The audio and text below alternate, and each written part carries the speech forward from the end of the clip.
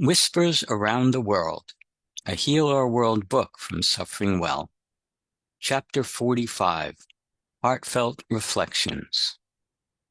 The morning sun filtered through the trees, casting an inviting glow across the retreat grounds as the group gathered in the meeting room. They were each bundled in cozy sweaters, mugs of coffee and tea in hand, their faces reflecting the peacefulness of the morning. Today, they planned to share their reflections on their chosen countries, diving deeper into the experiences they had cultivated over the months. Yuri began by lighting one of the prayer candles on the small table, its soft glow filling the room. As we share today, let's remember that each country represents people and families who are part of God's creation. Our prayers are with them, and through this journey, we've come to know them in a way we never expected.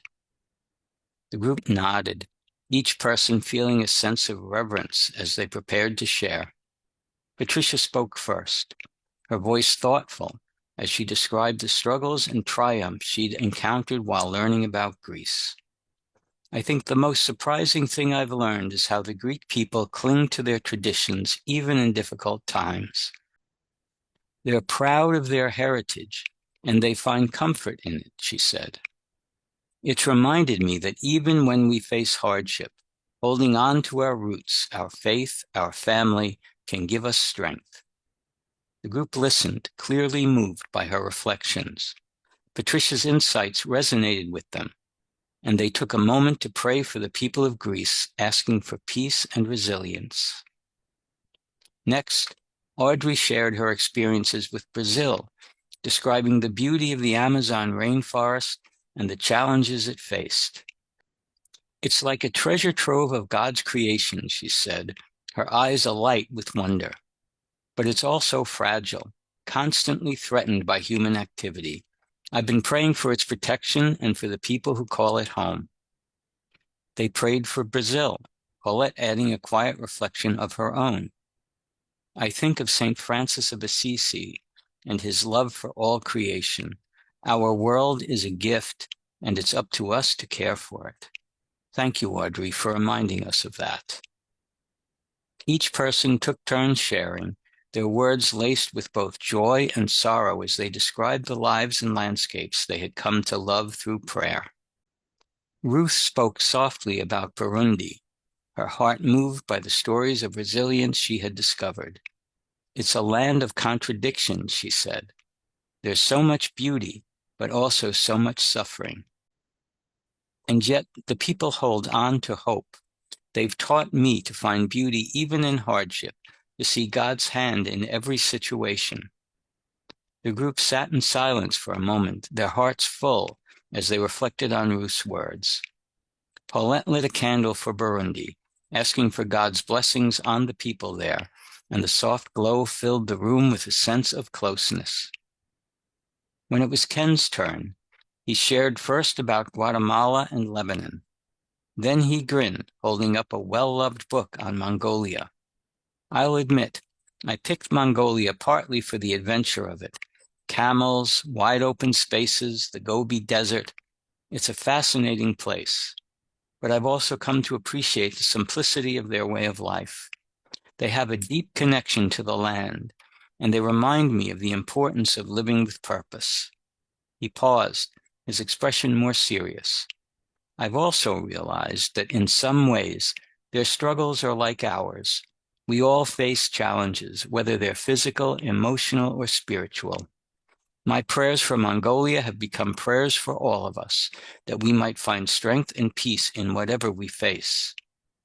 The group nodded, each of them touched by Ken's reflections. They could feel the sincerity in his words, a reminder that their prayers connected them not only to the world, but to one another. I wanted to share a beautiful story I came across, said Donna. There's a group of Catholic nuns in Myanmar who work in refugee camps offering care to children and families who have been displaced. Their work is so profound, teaching kids, helping with basic health care, and just being a source of hope for so many. It touched me deeply to see such love in action.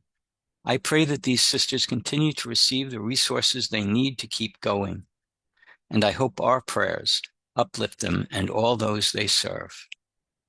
The morning unfolded, and they continued to share, each person bringing their unique perspective to the group. Patricia and Audrey spoke about the angel kits they had created, explaining how they plan to send them to children in different countries, including their chosen ones. It's our way of sharing a little bit of hope, Patricia said, a reminder that God knows no boundaries.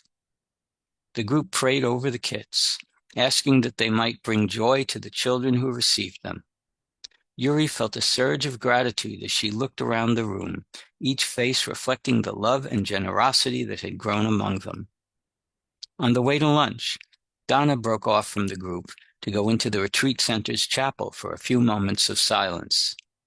As she knelt, she felt a profound peace settle over her, as if all her worries had been lifted in the quiet presence of the Lord.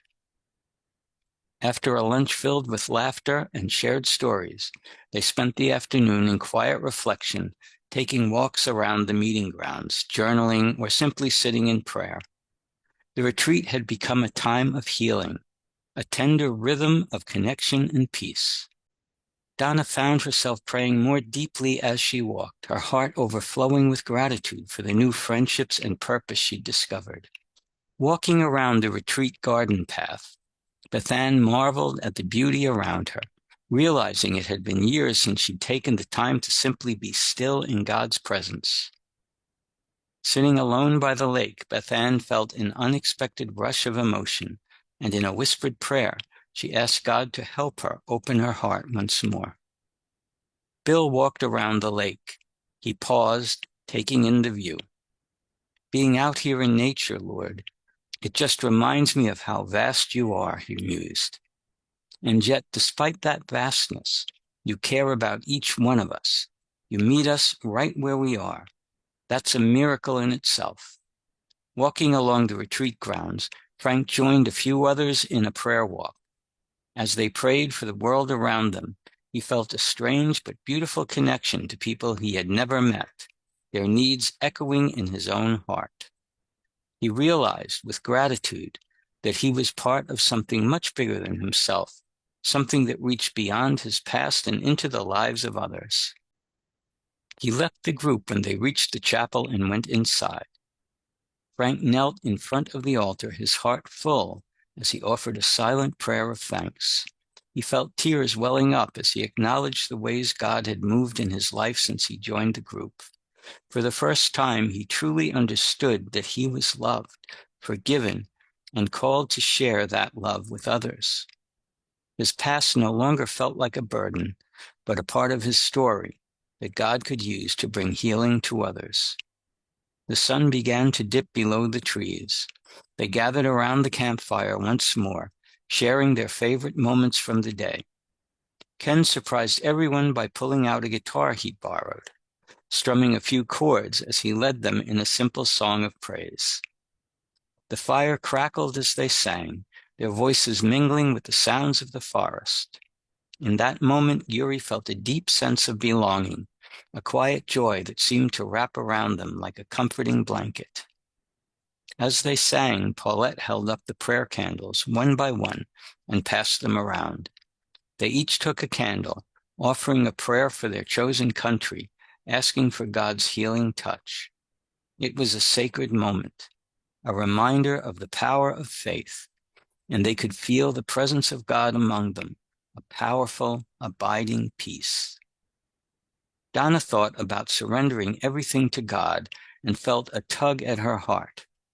She whispered a silent prayer, offering him the dream she'd been holding on to for so long. When the song ended, they sat in comfortable silence, gazing up at the stars that had begun to twinkle overhead. It was a night of reflection, of gratitude for the journey they had shared, and they knew that the bonds they had built would stay with them no matter where their lives took them. They headed back to their cabins, and Yuri felt a quiet assurance, a sense that this retreat was a gift not only for them, but for everyone they had prayed for. They had become a family, bound by love and faith, and the journey they had started would carry them forward, lighting the path ahead. Meanwhile, back home, Mrs. McGillicuddy stood in her tiny kitchen, humming an old hymn and spooning tuna salad into delicate Tupperware containers for the church potluck. Penny sat behind her, a model of patience, if you ignored the trail of drool stretching from her mouth to the floor. "No, Penny," she said over her shoulder, not looking. "That's not for you." Penny tilted her head and inched forward. Mrs. McGillicuddy spun, brandishing a wooden spoon. "Don't even think about it."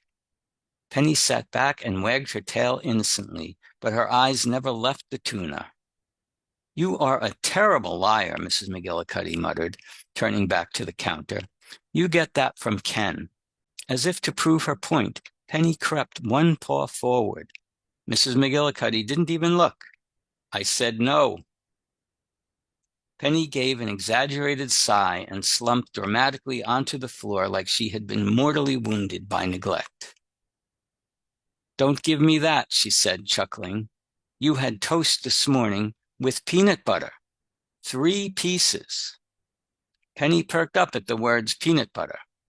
"Oh, no, don't get ideas. You'll explode before Ken gets home. And I am not explaining that to the vet." Penny barked once, softly, and wagged her tail with renewed hope. "Fine," Mrs. McGillicuddy relented. "One more spoonful, but you have to sit like a lady." Penny sat straighter than a Marine in a parade. "Mm-hmm," Mrs. McGillicuddy muttered, handing her the spoon. "Just like Ken."